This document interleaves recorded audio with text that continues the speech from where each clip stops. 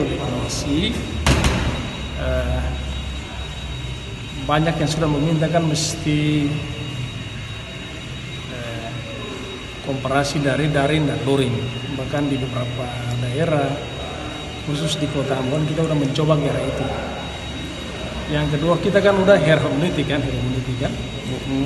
Lalu tegangan Pemkot Ambon itu adalah satu, mesti di atas 80% berdasarkan rekomendasi dari Ikatan Dokter Anak,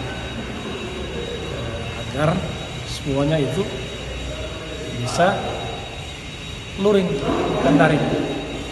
Dan karena itu sekarang kan program pemerintah kita giatkan dan gencar vaksin untuk usia pelajar. Tapi juga dengan catatan mesti butuh persetujuan orang tua. Bukan orang tua yang nggak mau. Sebetulnya ini soal edukasi.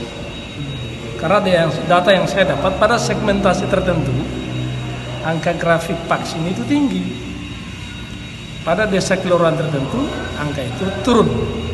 Nah, karena itu saya kira kerja terbesar kita adalah bagaimana kita beredukasi terus-menerus untuk anak-anak itu bisa divaksin dan orang tua itu tidak takut.